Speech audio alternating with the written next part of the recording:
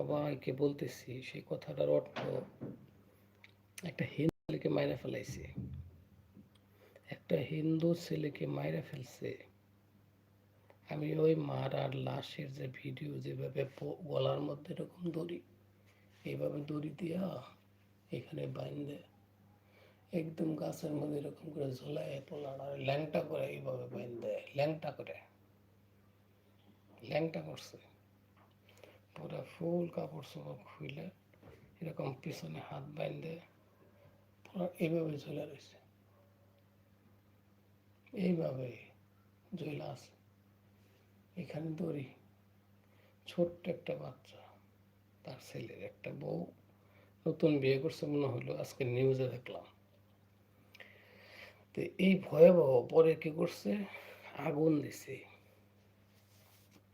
আপনি কি কল্পনা করতে পারেন ওখানকার মানুষের ভিতরে কি তখন মানুষের আত্মা ছিল? বিধর্মী হোক, সে তো মানুষ ছিল, একটা মানুষ।